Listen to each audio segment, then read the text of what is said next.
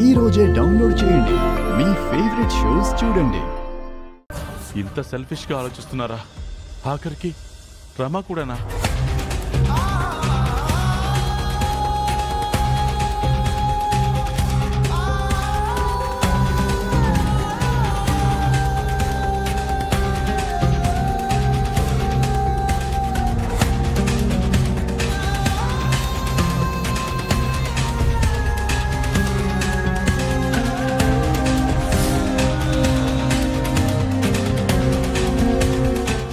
Lawyer గారికి phone చేస్తాను. Lawyer గారు, మీరు వెంటనే ఇంటికి రావాలి. త్వరగా రండి. అయ్యగారు, మీరు ఎన్ని చెప్పినా అయ్యగారు, ఏమైంది అయ్యగారు? అమ్మ చామంతి, నాకేదోలా ఉందమ్మా. నన్ను అర్జెంటుగా రూమ్లోకి తీసుకెళ్ళమ్మా. అలాగే అయ్యగారు. నాన్న, అయ్యగారు, ఏమైనా? ఇంకేం కావాలి బాబు? ఈ వారసులందరికంటే పని వాళ్ళమే నయం బాబు. ఉప్పు తిన్న విశ్వాసంతో జీవితాంతం పనిచేస్తాం. మీ రక్తం పంచుకుని ఇలాంటి వాళ్లే పుడతారు. తప్పు బాబు. ఇలా రాబందుల్లా అంతా అయ్యగారి మీద పడటం కరెక్ట్ కాదు బాబు. అయ్యగారు ఇదంతా జీర్ణించుకోలేక ఇక నుంచి తీసుకువెళ్ళిపోమంటున్నారు. అమ్మ చామంతి, ఇంకొక క్షణం కూడా వీళ్ళ ముందు నేను ఉండలేనమ్మా. నన్ను త్వరగా నా గదిలోకి తీసుకెళ్ళిపోమా. అలాగే అయ్యగారు. పదండి అయ్యగారు.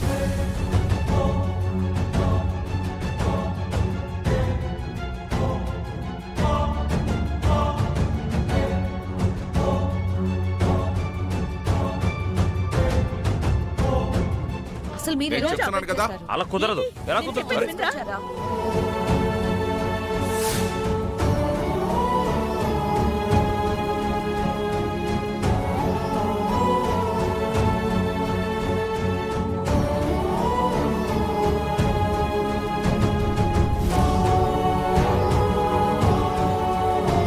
ఇలాంటి రోజు ఒకటి వస్తుందని, అది నేను బతికుండగానే చూస్తానని, అంతటి భాగ్యం నాకు దక్కుతుందని నేను కళ్ళలో కూడా ఊహించలేదమ్మా. ఇంకా కోడలిగా ఇంటికి రాని నిష కూడా మాట్లాడేస్తుంది. వాళ్ళ నాన్న శవంగా నాకిప్పుడే సమాధి కట్టేస్తున్నాడు. ఆఖరి కన్న కొడుకు కూడా అదే కోవలో ఉన్నాడు. ఉన్న కోడలు అదే దారిలో ఉంది. చివరికి కట్టుకున్న భార్య సైతం అదే తన గమ్యం అన్నట్టుంది. అమ్మ చామంతి, ఇది చూడ్డానికి నేను ఇంకా బతుకున్నానమ్మా. అయ్యగారు, అలా మాట్లాడకండి. వాళ్ళ మాటలను అసలు మీరేం పట్టించుకోకండి. అవి మనసు లేని మాటలు అనుకోండి. అవన్నీ మీ మనసులో నుండి తీసేయండి అయ్యగారు. కాసేపు ఆగితే వాళ్లే కామయ్యి వెళ్ళిపోతారు. మీరింకేం వినకండి అయ్యగారు. ఇప్పుడు మీ ఆరోగ్యం ముఖ్యం. మీరు పడుకోండి అయ్యగారు. మీరు బాధపడకండి. చామంతి, వెళ్ళేటప్పుడు తలుపులేసి వెళ్ళమ్మా. అలాగే అయ్యగారు, పడుకోండి.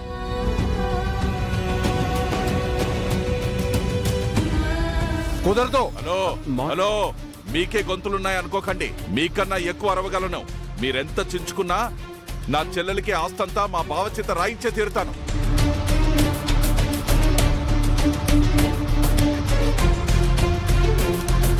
అన్నయ్య, రాయకపోయినా ఆస్తి నాకే చెందుతుంది.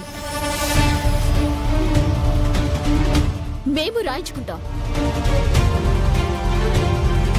మాట్లాడండి సార్. మేడం, రండి లాయర్ గారు, మీకోసమే వెయిట్ చేస్తున్నాం. ఏమైందండి? వీళ్ళ బుద్ధులు మారుతున్నాయి లాయర్ గారు. సైలెంట్ గా ఉన్నానని ఈ చేతగాని వాడితో నన్ను జమ కడుతున్నారు. ఈక్వల్ ఆస్తి కావాలంట. ఏం పొడిచాడని ఇవ్వాలి? అన్నయ్య, నేనేమి ఆస్తి అడగలేదే. అడిగిస్తున్నావు కదరా. అవును, అలాగే అనుకోండి. ఇప్పుడేంటి? నిషా, నీకు తెలియదు, నువ్వు ఊరుకో. మీ డాడ్ ఉండగానే ఇంత క్రూయల్ గా బిహేవ్ చేస్తున్నారు. పోయాక మన మొహాలైనా చూస్తారు. నిజమ్మా, అలాంటి మాటలు మాట్లాడకండి. ఏయ్, నువ్వు పక్కకు పోవే. లాయర్ గారు, న్యాయంగా చెప్తున్నా, బ్రదర్స్ ఇద్దరికి 50-50 వీలునామా రాసేయండి. నువ్వేంటి చెప్పేది? ఆయనేంటి వినేది? లాయర్ గారు, ఆస్తిలో బిజినెస్ లో అరుణ్ సార్కి 80% అని వీలునామా రాయండి.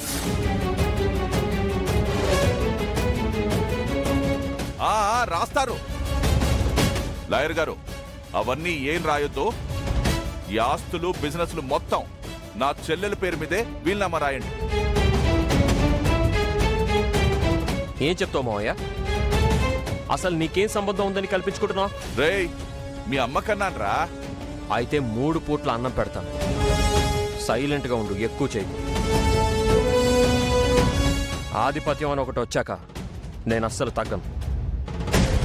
నా స్థాయికి ఎవరిని చేర్చను. అరుణ్! ఎస్ ఎస్ ఎస్ ఇంతవరకు వచ్చాక తల్లైనా సరే అడ్డొస్తే తప్పుకోను.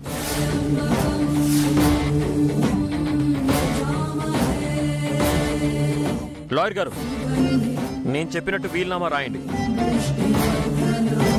లాయర్ గారు, నేను చెప్పినట్టు రాయండి. లాయర్ గారు, నేను చెప్పినట్టే రాయండి. ఇలా అయితే ఏం రాయగలనండి?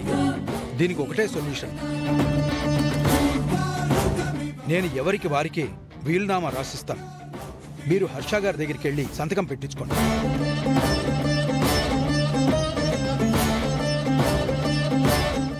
సరే, రెడీ చేయండి.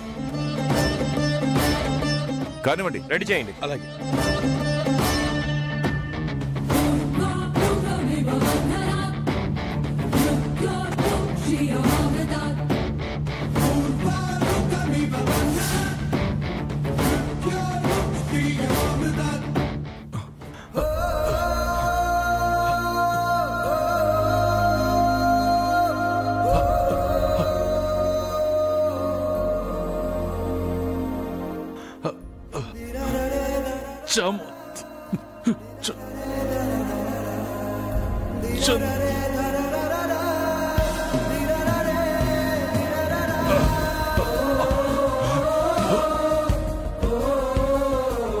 చామంతి అమ్మా,